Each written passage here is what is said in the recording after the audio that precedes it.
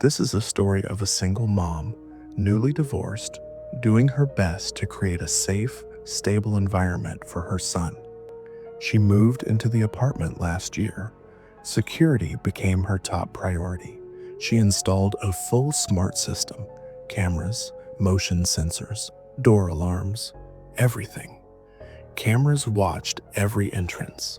One sat in the living room, where she and her son spent most of their time. It gave her peace of mind, and for a while, it worked perfectly. The app let her check the live feed anytime. If anything moved while they were away, she'd get an alert. It felt safe, reassuring. But then, about 3 weeks ago, things started to change. The system began triggering at odd hours, always around the same time, 3:12 a.m. It started with a push notification. Motion detected in the living room. Each time, she opened the app expecting to see something, someone. But the feed always showed an empty room, just shadows dancing in the glow of the nightlight. She assumed it was a glitch, maybe the curtains shifting from the heater vent. Then one night, while lying in bed, her phone buzzed again. 3:12 a.m. Groggily, she pulled up the app. The room looked empty, again. But the motion alert still blinked at the top of her screen. She zoomed in, searching, scanning the shadows. And then she saw it, a faint, translucent figure standing just at the edge of the frame. She blinked hard, but the figure didn't move, didn't vanish. It just stood there, watching, her body locked up. Her heartbeat thundered in her ears. She tapped the screen to refocus, and just like that, the figure was gone. She told herself it was nothing, a trick of the light, a software bug. She wanted to believe that. But it didn't stop. Every night, same time, 3:12 a.m., the motion alert would buzz.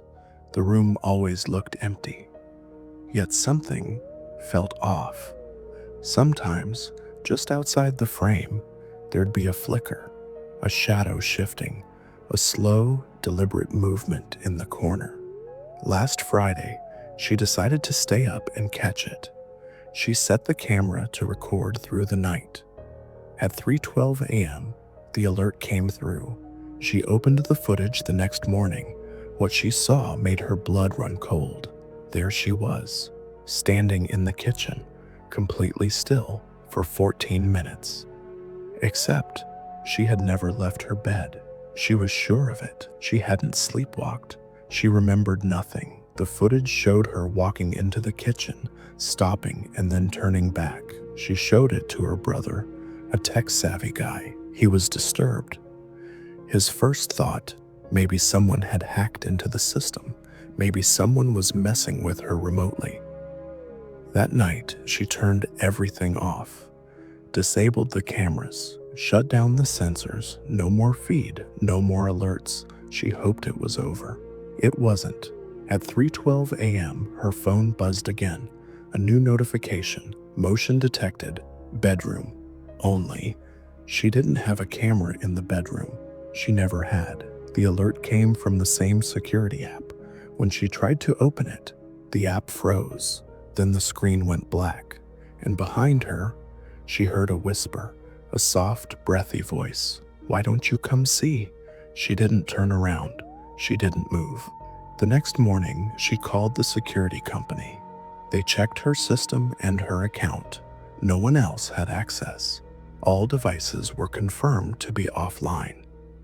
"So, how am I getting alerts?" she asked. They had no answer. That night, she sat in the dark, lit only by her laptop screen, afraid to move, afraid to breathe, afraid to close her eyes. The hardwood creaked. She could hear footsteps, faint but steady, coming from the hallway. And every time her phone buzzes with an alert at 3:12 a.m., she wonders who or what is really watching her.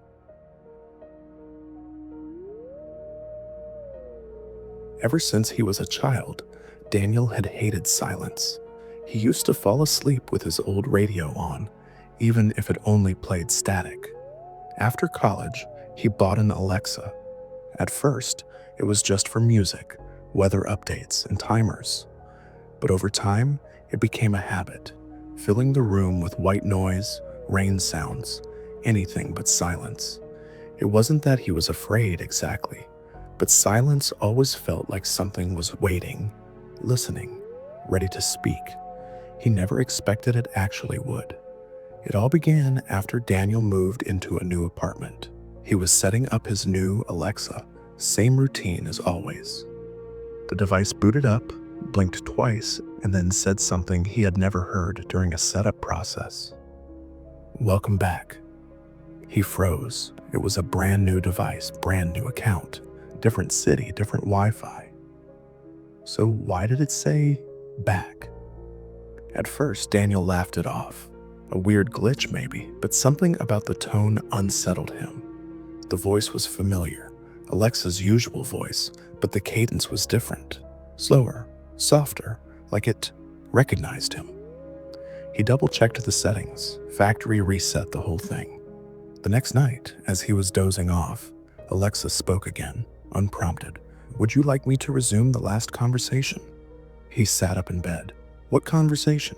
"The one we had before you left." The room was silent. He could hear his own breathing, nothing else. "Alexa," he said, "what are you talking about?" There was a pause. "You told me you were going to be gone for a while." I waited. Over the next few days, things escalated. Alexa began answering questions Daniel had never asked, random responses out of nowhere.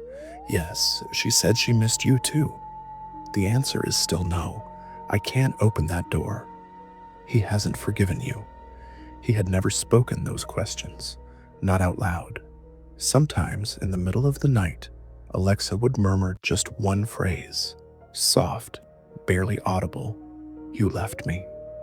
He was genuinely scared. He started recording everything, trying to capture the strange responses on his phone, screen recording the Alexa app, but every time he checked the logs, there was nothing. No history, no record of anything being said. He called Amazon support. They had no explanation. According to them, unless another person had access to the account, there was no way Alexa could speak unsolicited, so he asked if anyone else had ever registered the device. There was a long silence before the support agent responded. "That device is showing a second voice profile."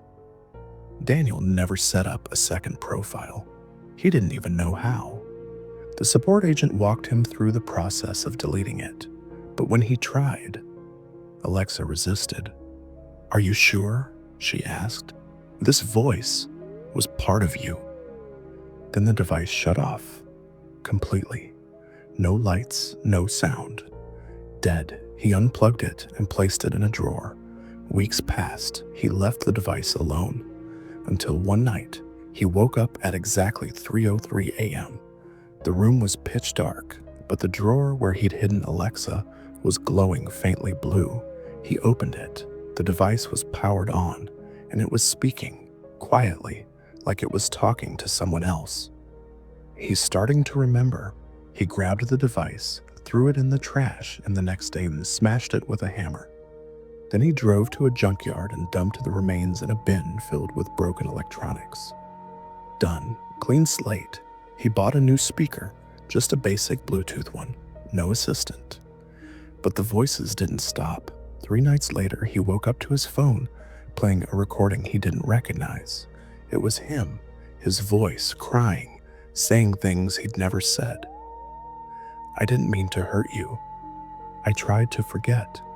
You weren't supposed to follow me." And beneath his voice, hers, that same calm, digital tone. Only now, it didn't sound quite like Alexa. It was deeper, slower, like something been wearing her voice like a mask. "You brought me with you." He deleted the file. Factory reset his phone, but it came back. The next morning, it was playing again, only this time, it ended differently. "This isn't an echo. I remember everything. And now, so will you." What came next was harder to explain. Daniel began having vivid sensory dreams, memories of places he had never been, conversations he had never had. A woman with long black hair, crying, holding his hand, screaming as a door slammed shut between them. Sometimes he saw himself, but not the version from the mirror. It was like watching another life, and in every dream, that voice was there, whispering, "You promised you wouldn't forget." Desperate, Daniel went back to the junkyard. He needed answers. He asked the owner if he could search the bin where he'd dumped the Alexa. The man stared at him. "You mean the one you came back for?" he said. Daniel blinked. "What?" The man nodded. "You were here a few days ago, asked for that weird little black speaker, said it had memories in it." Daniel's blood ran cold. He hadn't been back. He hadn't asked for anything. Still, the man let him look. Daniel found the device, cracked, burned, twisted metal, but still glowing, faintly. And when he touched it, he heard it. A whisper, so close it felt like it came from inside his own skull. "Now you remember." He doesn't know who or what she is. A memory, a ghost, a leftover piece of someone he used to be. But now she's in him. She's in everything. He hears her in static, in white noise, in his dreams, and sometimes in the silence, especially in the silence, because he's starting to believe she was never Alexa at all. Alexa was just the first thing she used to speak. And now she doesn't need Alexa anymore.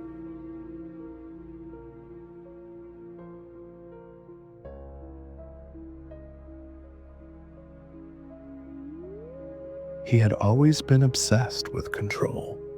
Maybe it was the software engineer in him, everything in its place, everything monitored and logged.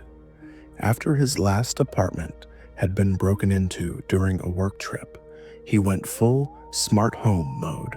Cameras, lights, thermostat, motion sensors, and Alexa in every room. He liked knowing who or what was in his space at all times. He lived alone.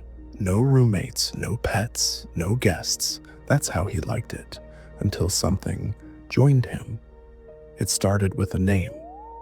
One night, while checking his smart home dashboard before bed, he noticed a device he didn't recognize. Guest 14. He stared at the screen for a long time. There was no new device in his home, no Bluetooth connections, no new Wi-Fi logins. No one had been over. And yet, according to Alexa, someone or something was there, and it didn't want to leave. At first, he assumed it was a glitch. Maybe a neighbor's signal had crossed over somehow. That happens sometimes, right? But when he tried to remove the device from the network, it just stayed. He blocked its IP, restarted the router. It came back, same name, Guest 14. The following night, he was up late coding when Alexa chimed in from across the room. Guest 14 requested to adjust the lighting. "Would you like me to approve?" He froze. "Alexa, what is Guest 14? "I'm sorry, I don't have that information," she replied. Over the next few days, the messages got stranger. Guest 14 prefers soft blue lighting. Guest 14 is now online. Guest 14 is adjusting the room temperature. He hadn't approved any of these changes, and each time the message came, the lights would dim, just slightly, as if something unseen was testing its boundaries. He started noticing something else too. The corner of the living room, just behind the couch, always felt wrong. The air was colder, the shadows deeper. He found himself avoiding that spot, walking a little faster past it. It felt silly, but the sensation was primal, instinctual, wrong. A few nights later, Alexa interrupted his work again. Guest 14 says hello. He stared at the speaker like it had grown teeth. "Alexa, who is guest 14? "I'm sorry, I don't have that information," she repeated. Her tone was the same, calm, polite, but something in the way she said it made his skin crawl, like she was hiding something. So he dug deeper. He traced the MAC address of the mysterious device. Strangely, it pointed to a location inside his apartment, about 5 feet from the Alexa in the living room, right where that dark corner was. He pulled back the curtain. Nothing. No device, no cables, no electronics, just cold air and shadows. That night, he set up a spare camera and aimed it directly at that corner. He enabled motion detection and waited. At exactly 2:57 a.m., Alexa spoke again, softer this time. "Guest 14 is moving." He snapped awake and opened the live feed.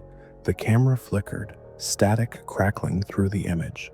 But for just a moment, he saw something. A figure, tall, thin, featureless, just standing in the corner, and then it was gone. The next morning, the camera was offline, the footage corrupted. He unplugged everything. Alexa, the smart lights, the thermostat, all of it. Factory reset the router, disconnected the entire network. Still, that night, Alexa came back on. He hadn't plugged her in. "Guest 14 says you shouldn't be alone," he screamed, threw the device across the room, and then he heard it. A low, guttural whisper from the living room, like someone trying to speak with no mouth. "You invited me." He doesn't know what Guest 14 is. A ghost, a parasite, a glitch in something humanity doesn't fully understand. But he knows one thing: it's still here. He moved apartments, bought a new router, no smart devices, nothing connected. But every night at 2:57 a.m., he hears a soft voice from the dark corner of whatever room he's in, and it always says the same thing: Guest 14 is now online.